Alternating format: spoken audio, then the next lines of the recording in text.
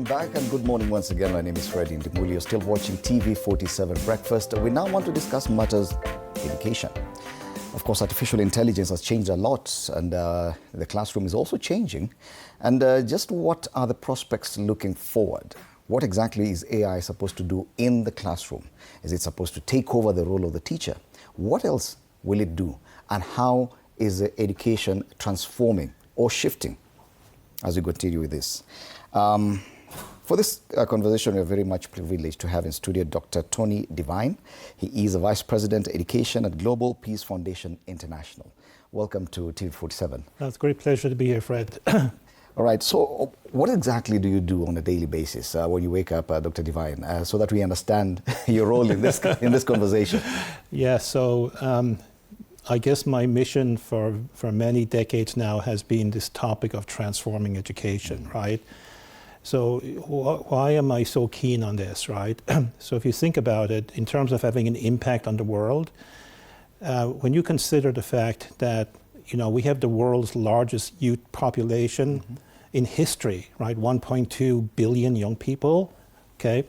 And we're here in Africa right now, in Kenya, and, you know, we have 400 million young people here in Africa, right? That'll become 800 million by 2050, right? So this is like such an incredible asset, right, for Africa, for Kenya as well. And, you know, just imagine for a second, right, if we can actually help form these young people to be good people who can do useful things, who can contribute to their nations, right? The impact, right, that good mentors, good teachers, good parents can have is just like, you know, phenomenal, right? So that's the kind of work we're doing in Global Peace Foundation with the Transforming Education mission, right? You know, to actually build that kind of hope and capacity in our young generation, starting with the educators, by the way. We have to start with them. That's the starting point, the teachers, right. Yes. It's an interesting conversation because I hear you talking more about character. Yes. Yet our education system is more about imparting knowledge. Exactly. It's about information. And the more you know, the better. Yes. But you're talking about something beyond that. We are. Tell us more about that. Yeah, exactly. So, you know, when you look at the education sector, I mean, let's just go back in the rearview mirror for a few minutes.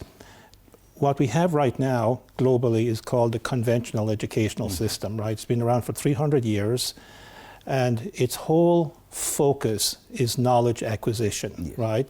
Exactly as you said, how much knowledge can you know? And you know, up until quite recently, knowledge was scarce, right? So students did not have access to, there was no internet, right? There was no AI, there was none of this. So knowledge resided, right, in the experience and the knowledge base of educators and teachers, right? And then they imparted that, or they transmitted that to students, right? So students acquired it, and then it was assessed through exams, quizzes, and credentials, and so on and so forth. So what has changed dramatically is the internet, and particularly, you mentioned AI, artificial intelligence, right, over the last few years. That has changed the game tremendously. Yes. So what used to be the currency of education, knowledge was the currency of education for centuries, right?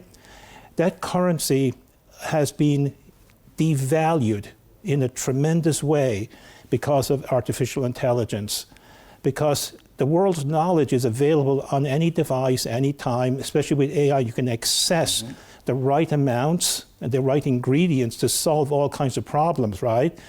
So cramming more knowledge into a young person's mind is pointless, right? So that means that this age, right, of information acquisition has to change, right? We don't have a choice. So we have to change from information to formation. So the focus has to shift to forming the young person, right? All right? And it starts actually with the educators themselves. Again, I'll keep banging on this point. So this is where the character piece comes in, right? So character is not something that's nice to have. It's actually essential, right? It's connected to the spiritual, moral dimension of who we are as human beings, right? You know, it's connected to the world of goodness, righteousness, truth, and so on. So character is rooted in those kind of universal principles, right? Are you saying that in our pursuit of knowledge over time, we neglected some aspects of the person in order to make a wholesome person? We focused too much on imparting knowledge. We forgot other very important aspects that we now need to relook. That's exactly right. Okay, so the education. Let's just back up a second, right? Let's get back to pure common sense here, right? So when you look at us as human beings, you and me, right? What are the main dimensions that we're composed of? We have 4 primary dimensions, okay? So we have a spiritual moral dimension. Most people will agree with that. We're the only species that has that dimension, right? We also have an emotional relational dimension, which is cultivated in families, right? We also have a physical vitality dimension, and finally a mental cognitive dimension. So this is in simple terms, the composition of every student, every teacher, every human being, right? So the education sector, whose responsibility is to form and prepare young people in totality for the world, right? To building future families, they focused only on a single dimension, the mental cognitive dimension, and pretty much ignored the other 3, right? And that's why, we're actually producing graduates who are only partially formed, right?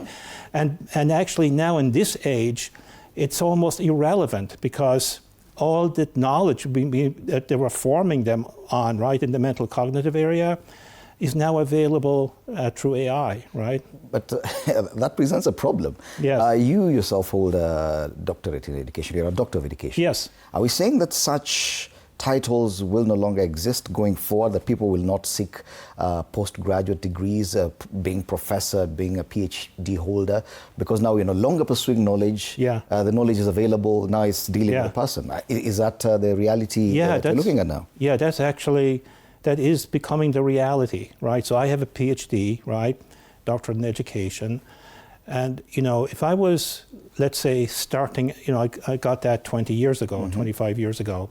So if I was starting off today with that option and spending 5 years of my life pursuing that, in terms of the dividends and the rewards of that, they're very much diminished. It might not be worth doing it, right? I'm not saying don't do it. Do it if you're really interested in knowledge and so on, right? And you're curious, go ahead. But in terms of career and so on, it's becoming, less relevant, I would say. Yet that has been the metric of testing someone's acumen.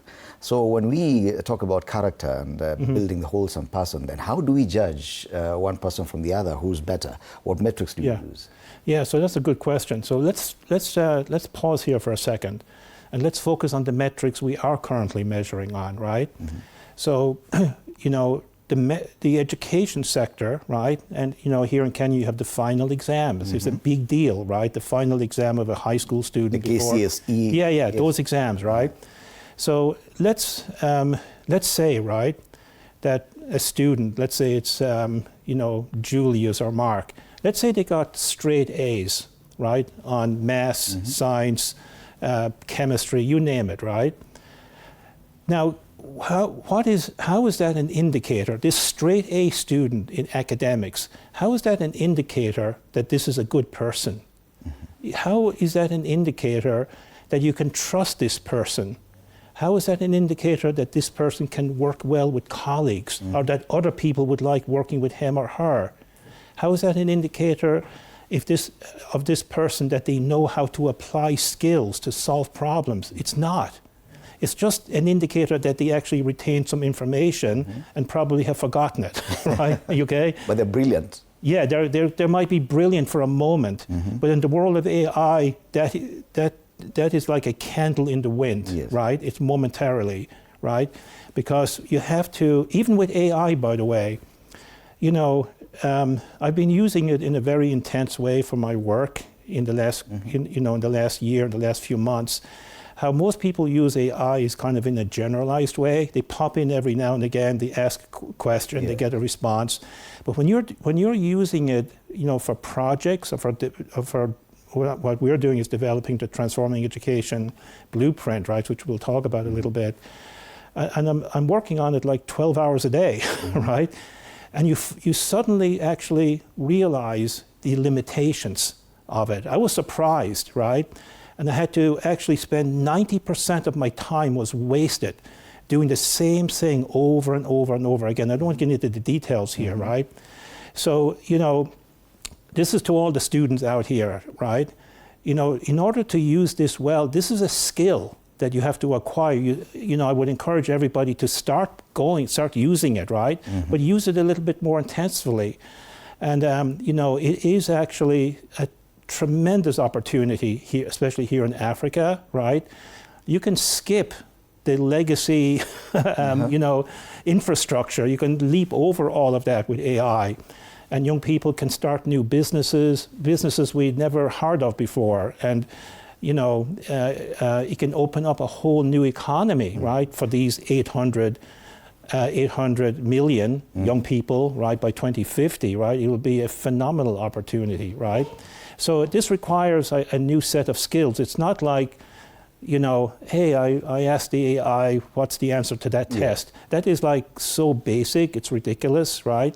Where, the opportunities here are on a whole new level, right? Yeah. And you talked about the role of the educator. Yeah. And how important they are, because so far teachers and their role has been, obviously, when it comes to AI, is just to prepare schedules for classrooms and prepare curriculums and stuff like that. And the biggest panic in Kenya has been, probably this side of Sahara, has been that a lot of teachers will lose their jobs. Yes. Once AI fully checks in. I don't know what fully checks in means, but that there'll be job losses. Yeah. But you're saying that the educator still has a role, even with AI, in transforming this person into a wholesome human being. That's exactly right. So the reason there's so much fear, right, is because the education sector, right, and teachers and so on, they're still anchored in the old conventional educational model. And by the way, in one way, they're absolutely right? Because the teachers going forward will no longer teach the academic curriculum, which has been going on for thousands of years, right? Been going on for the last 300 years. So in this new world of artificial intelligence, AI is going to do a much better job at teaching the academic curriculum, right? So I'll give you an example, right? So there's a school, I'm in the US, I'm in Seattle, but there's a school in Texas, in Austin, Texas, called the Alpha School, right? It's been around for about 11 years already. It's a high school, it's a top performing high school. What's unique about it is that every morning for 2 hours, all the students in this school are taught by an AI in a very personalized way, right? So the AI knows the style that the student likes, whether it's visual, audio, reading or whatever it may be. So they're able to teach the entire curriculum in 2 hours a day, right? So no teacher, none of the teachers teach academics, like zero, right? Then in the afternoons, right, what do the teachers do? They're no longer your traditional academic teacher transmitting knowledge. Their role now has transformed or transitioned into a guide, right? So they actually work with the students in the afternoon to guide them on exactly this, on their whole holistic formation, on character development, on relationship, working in teams. They work with groups of students working on entrepreneurial projects, right? On robotics or whatever it may be, developing new business ideas and so on, right? And the results are impressive. I mean, 93% of these students go on to university, right? It outperforms the regular schools by a long shot. So what's interesting here is that this is a view to the future. This is not like ivory tower talk here. Yes. This is rooted in a real school, and this is, I would ask everyone to take note of this because this is the way it's going to be sooner than we all think. Okay. Now that you're in Kenya, and I'm sure you've met some of the top officials in our education system, you must be aware that we are working, or we are still within the workings of a new curriculum. Yes, for competency-based education. Yes, competence-based education. And one wonders, are we on the right track? Are we getting it wrong now that AI has come and it would appear overtaken everything?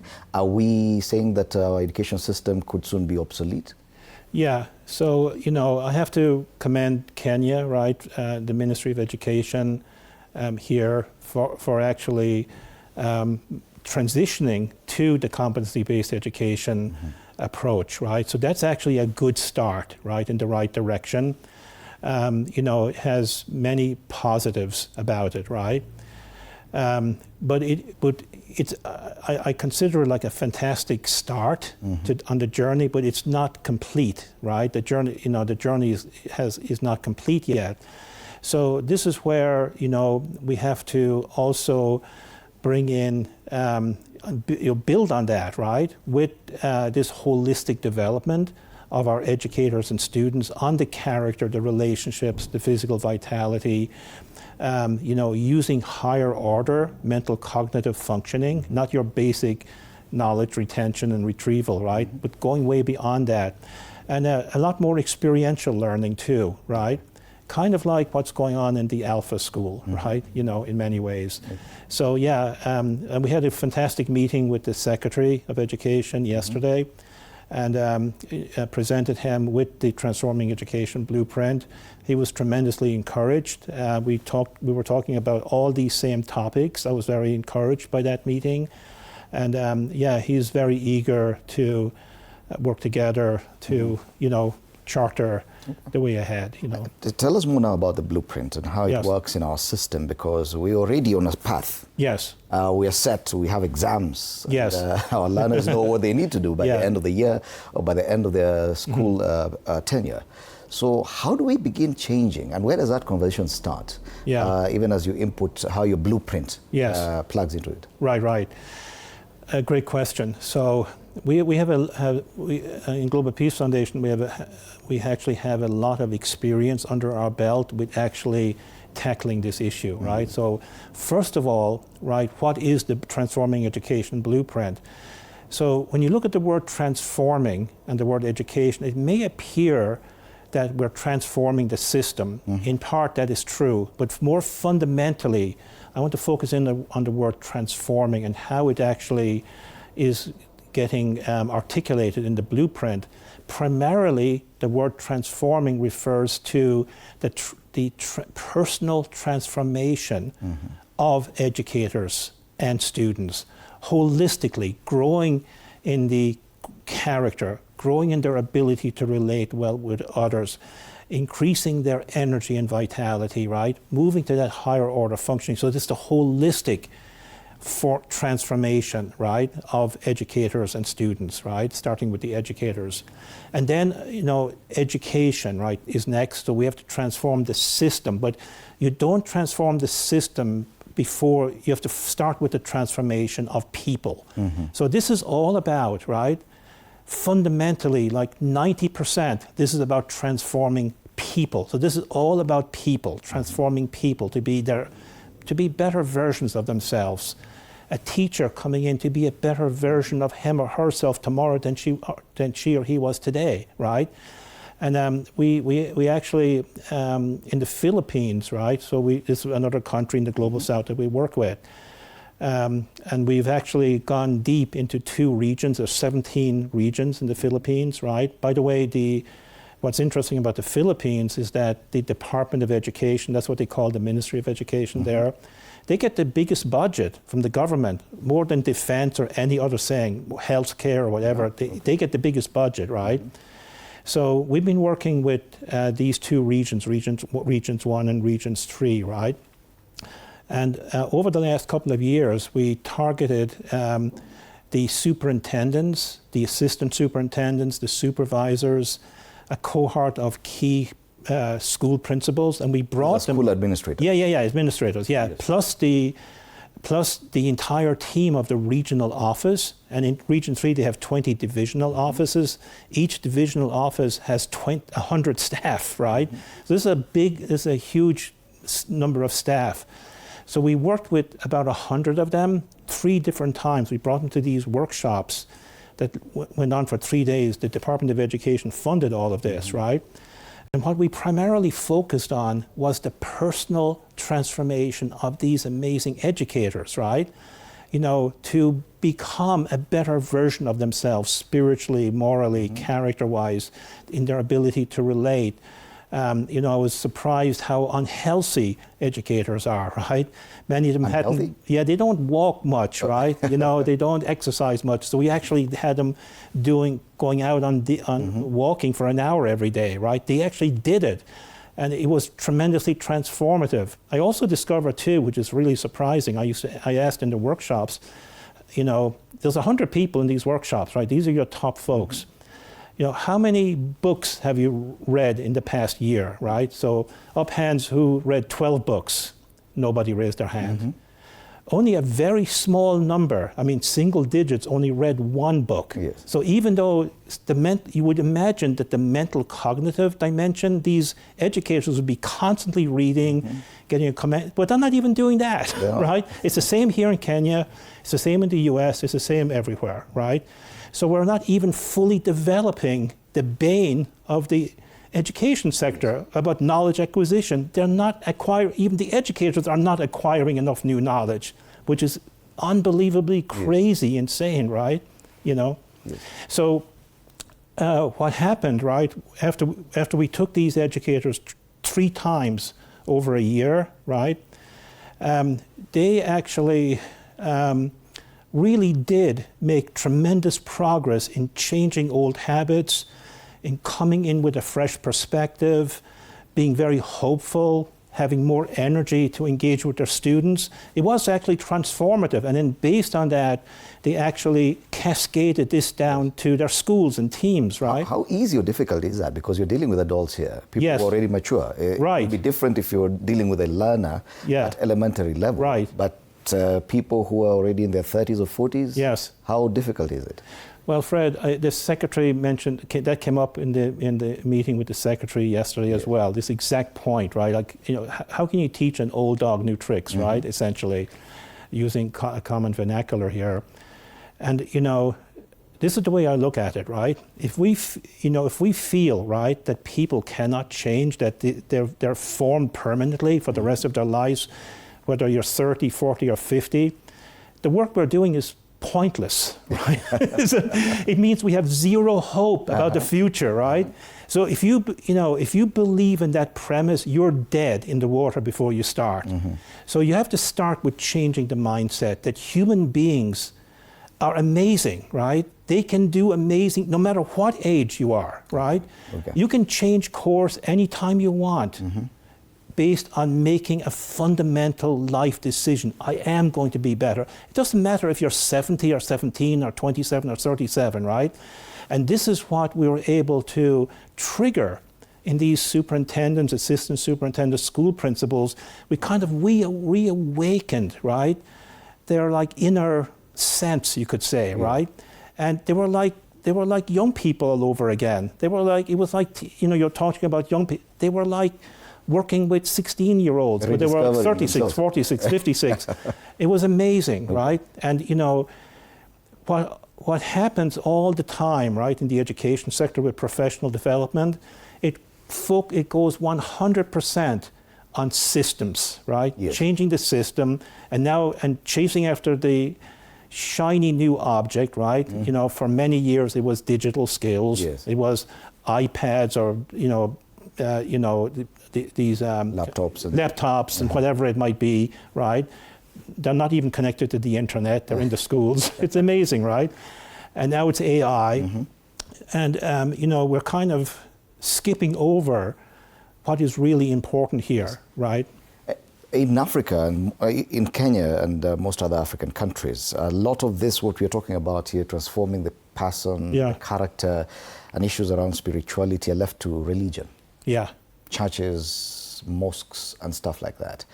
How does that come into this blueprint? Yes. Is there an aspect of religion in it?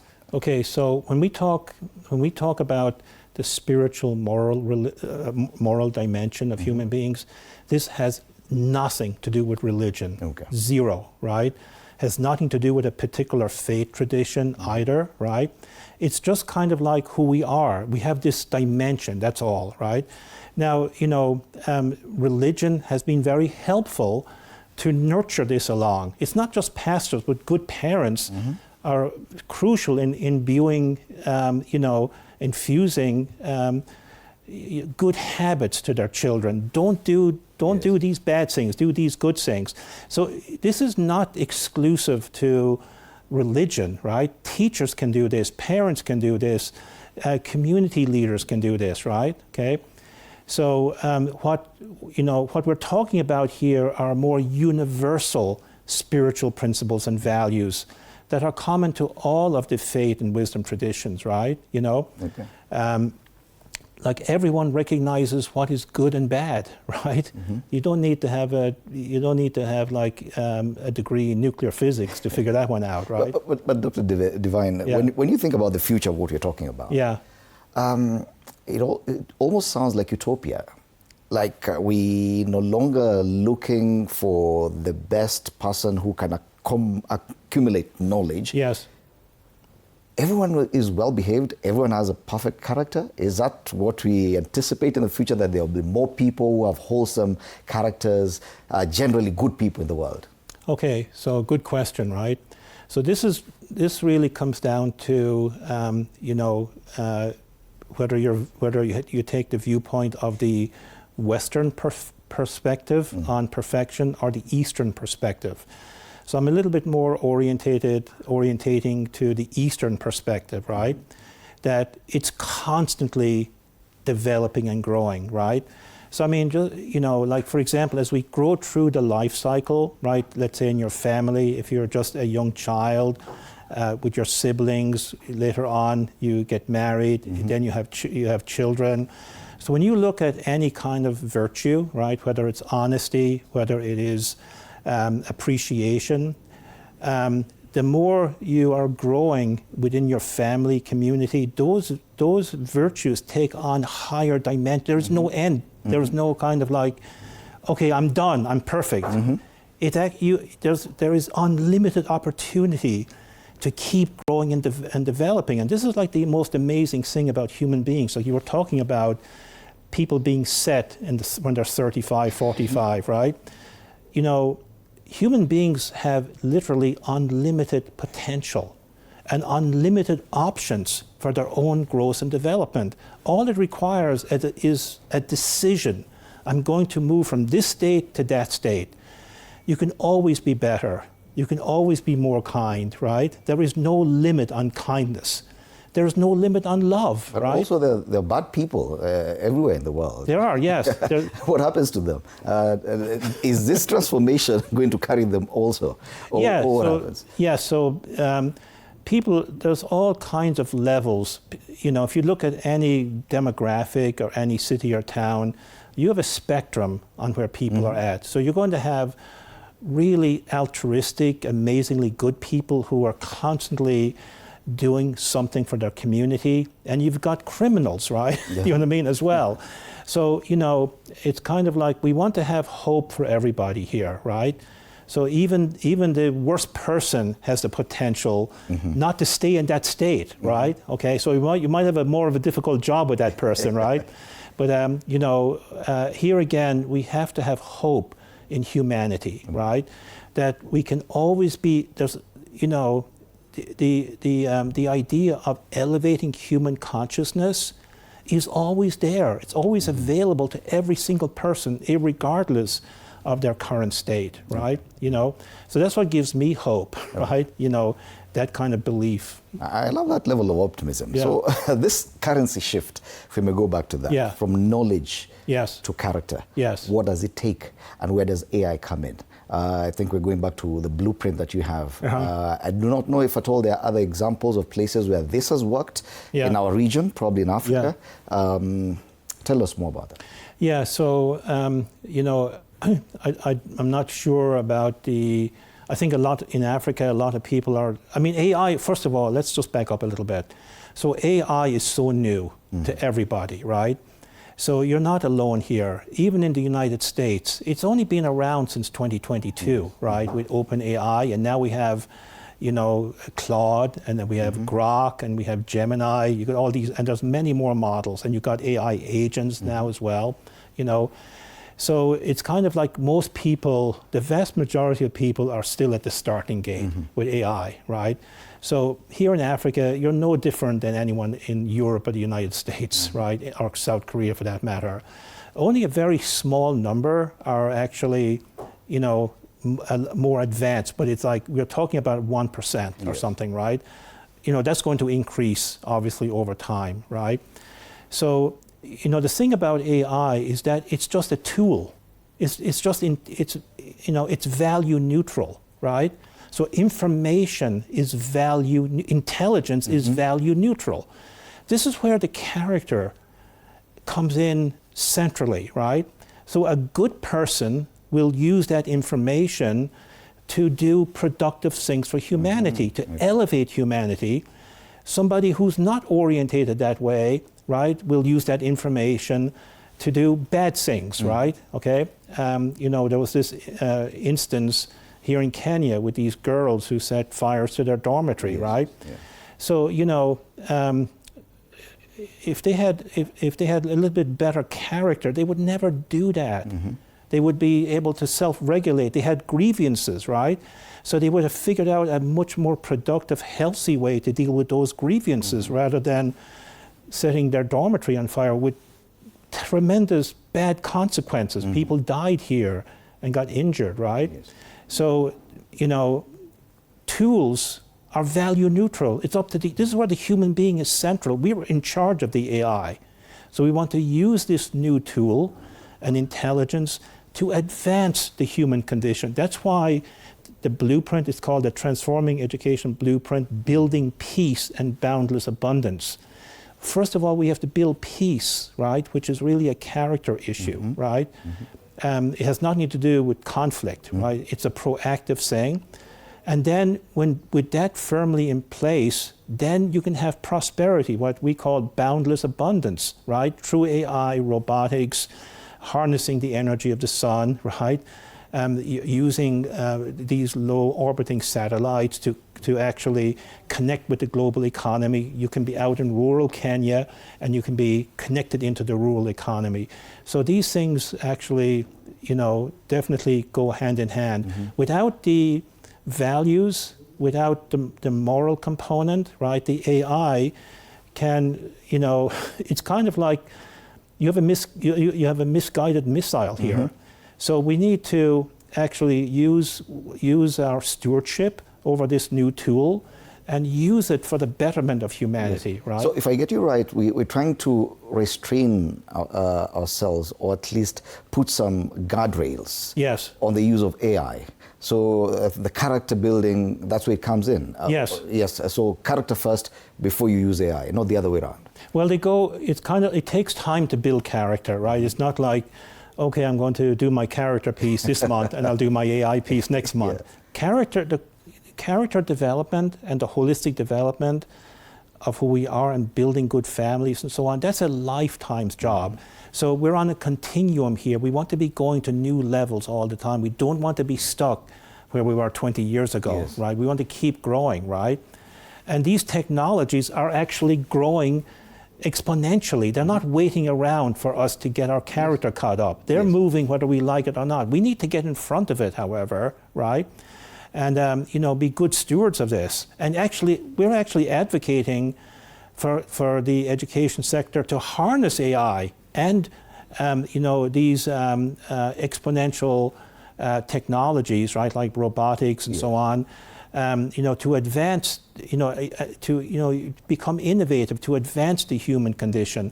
So kind of use it to do something good and useful for others. That's really the guardrail. You talked about speed, the speed at which we adopt changing. But I'm looking at a situation where an African government has spent 20, 30 years developing a curriculum. And they've spent money right on it, and even just getting the entire population to move on with them. Yes. And then now you're suggesting to them that we need to transform this and do something different. Most governments would say, okay, fine, why don't we just do this as a side thing? Right. That we continue with our curriculum, we pursue knowledge the same way we've been doing it, with exams at the end, we still reward accumulation of knowledge, and this one on the side. Will it work that way? Well, you know, this is where we have to pause. Everyone has to pause for a second, right? And, you know, kind of like take root of what's going on around us, right? So to give you an analogy, right? You probably grew up with, let's take music for a second, right? I know I went through all different kinds of the way music was stored on cassettes, right? First of all, it was the, you know, what you call it, the discs, right? The large discs.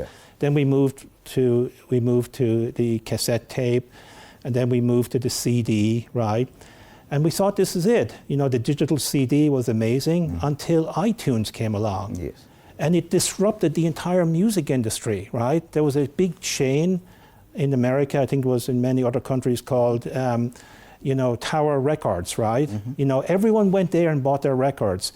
But then iTunes came out, and you could have like thousands of songs, and now it's actually, you know, 50 million songs on your phone, right? That you can access. So those, and Blockbuster was another one, right? With, you know, with CDs and so on for movies and so on. They went out of business too, right? Because Netflix came along, right? So, you know, these transformations are happening all around us. And if you stay stuck in the past like this, it's to your detriment, right? So what we're trying to do here is kind of like awaken the education sector, right? Our ministries of education, teachers, school principals, leaders, stakeholders who are working this sector, that, you know, the future is going to be very different. And we're already seeing, like, part of my job is to actually point out the trends, right? Where it's going. The problem is that this has been around for hundreds of years, and it's not easy to change, right? You know, there's a book I want to point out here, right? It's called The Iceberg is Melting, right? It's a well-known book about these penguins, right? Who are on, you know, an iceberg, right? Up in the North Pole, you know, and it's melting. And these penguins they're going to go extinct, right? Unless something changes. They've been on this iceberg for hundreds of years.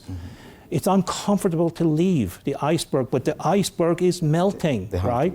So they have to, in order to survive, they have a choice. Go down with the iceberg or move to solid ground, right? So the ones who are a little bit more like, you know, enlightened, they moved off the iceberg to solid ground and were able to make an amazing future for themselves. This is a great analogy for the conventional education system is sitting on a melting iceberg, right? There will be disruption. So you can go down with it, right? And, you know, refuse to change, refuse to,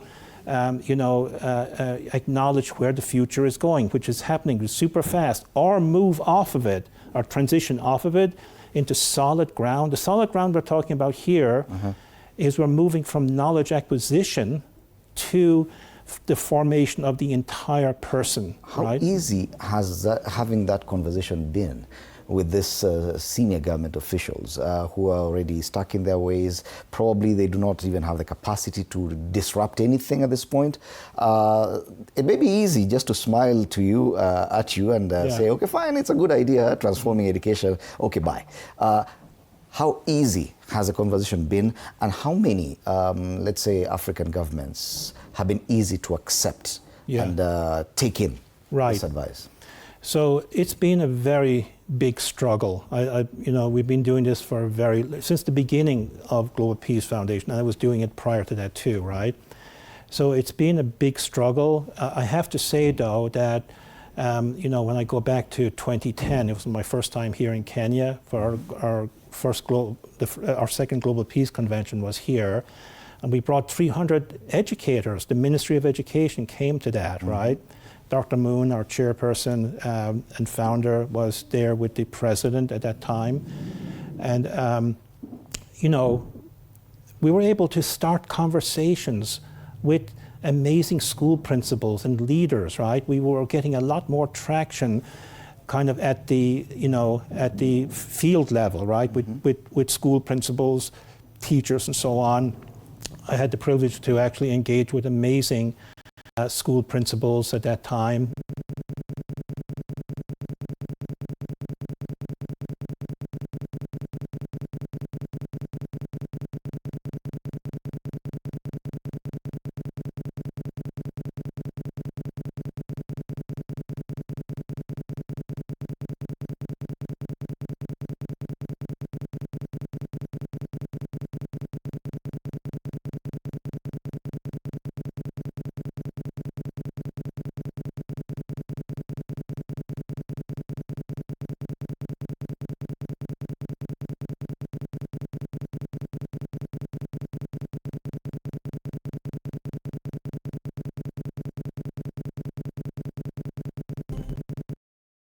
You're new here? Yes. You learned the rhythm.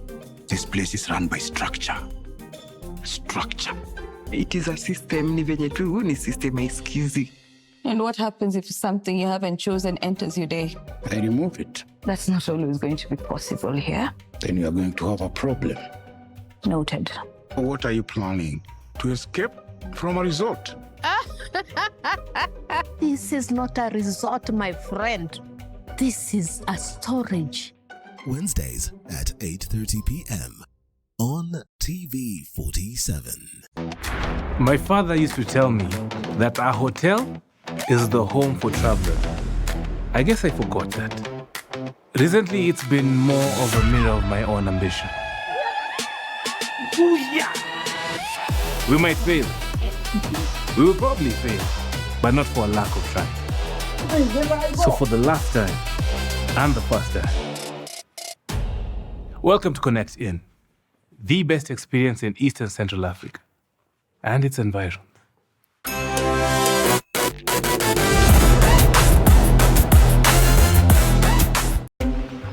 This is a very serious place. I see that. Surely. Hey, nyumba. This is the place. Just for a few days. Rule number 2. Kwani Google inajua maisha yangu wewe? That's my seat. It's a chair. It was hers. You're new here? You have to be very careful. Fake money can kill business. Na leo mko rada yangu. Small money, kapesa kadogo, big behavior.